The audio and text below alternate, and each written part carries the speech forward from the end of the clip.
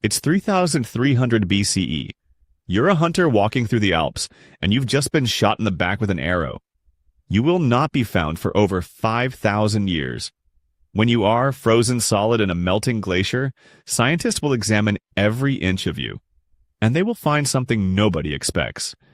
Your skin is covered in tattoos. 61 of them. Tattoos are so woven into human history that we've found them on nearly every continent, in nearly every era, on mummies who lived thousands of years apart and never could have met. Right now, someone on every continent on Earth is getting inked with a needle, permanently marking their body for reasons that feel deeply personal. But why? When did humans start doing this? And why does a 5,300-year-old frozen corpse in the Alps hold one of the strangest clues in the entire story? The short answer: tattooing is far older than most people assume, older than writing, older than most cities.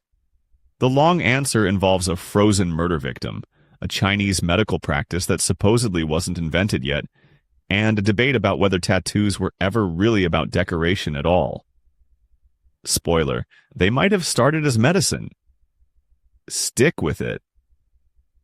In 1991, German hikers in the Ötztal Alps stumbled onto a body they assumed was a lost mountaineer.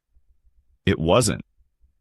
It was a man who died around 3,300 BCE, preserved so perfectly by ice that scientists could examine his stomach contents, his last meal, even his final argument, since he'd been shot with an arrow and died from the wound.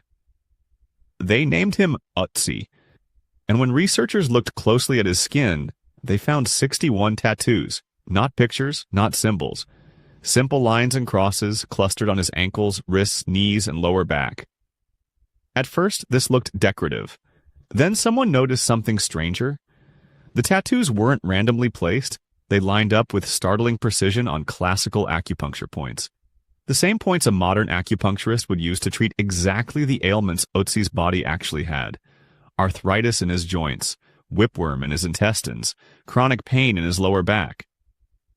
Acupuncture is supposedly a Chinese invention from around 2,200 years ago.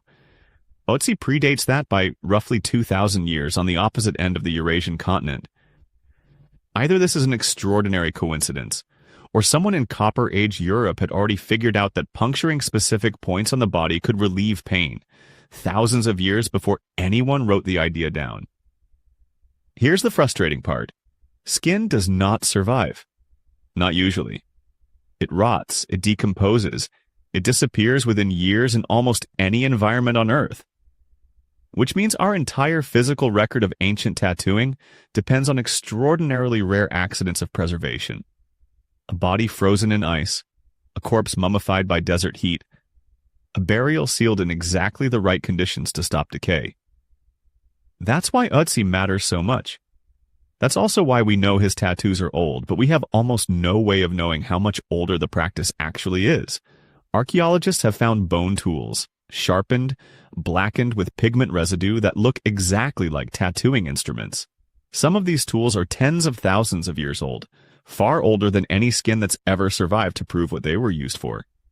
In 2018, researchers re-examined 2 Egyptian mummies from around 3350 to 3017 BCE using infrared imaging. What looked like smudges on the skin turned out to be tattoos. A wild bull, a sheep, symbols that mirror figures found in Egyptian art from the same period. This makes them the oldest known figurative tattoos, images, not just lines. Around the same era, in what's now Chile, a mummy from the Chinchorro culture was found with a single delicate mustache-like line of dots above the lip. The oldest tattoo evidence in the Americas. 3 continents. Roughly the same window of time. No contact between any of these cultures, so if it wasn't just decoration and it wasn't just medicine, what was it? Probably both, and more, depending on where you were standing. In Siberia, the Pazyryk mummies, dating to around the 5th century BCE, were covered in elaborate tattoos of deer, griffins, and other animals. Clearly decorative, clearly a display of status and identity, likely marking these individuals as elite members of their society. In Egypt, tattooing appears to have been especially common among women. Archaeologist Ann Austin's 2014 discovery of a heavily tattooed female mummy at Deir el-Medina, nearly 30 tattoos across her arms, shoulders, back, and neck, upended earlier assumptions. For decades, scholars had guessed that Egyptian tattoos marked women as sex workers. Austin's research pointed somewhere else entirely: religious protection, fertility, and healing. Some tattoos depicted deities associated with childbirth. Others formed net-like patterns across the stomach, which some researchers believe were meant to expand protectively as a pregnancy grew. So, in one culture, tattoos said, "I am powerful, I belong to the elite." In another, they said, "Protect this pregnancy," or "Heal this pain." Different messages, same technology, permanently altering the skin to say something that words alone couldn't carry. Here's the genuinely strange part.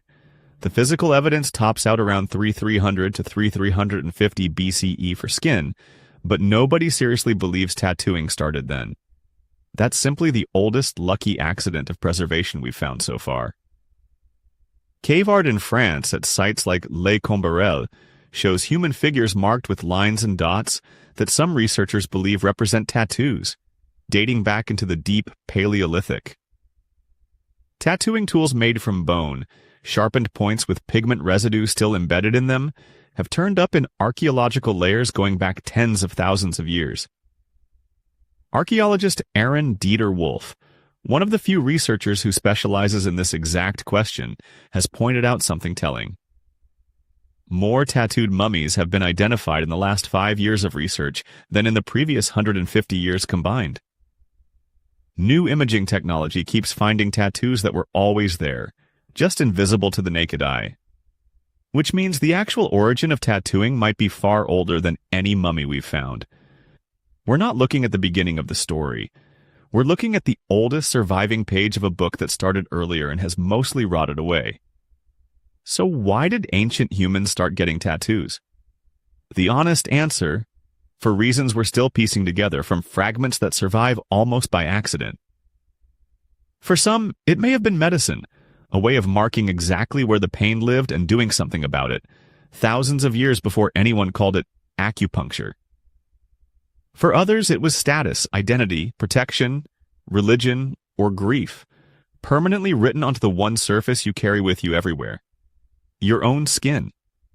If you have a tattoo, you're participating in something that connects you directly to a frozen hunter in the Alps, to a pregnant woman in ancient Egypt, to an elite rider in Siberia marked with a tattooed deer. Different centuries, different continents, same basic impulse: to make something permanent on the body that says something words can't. Ötzi never got to explain his tattoos.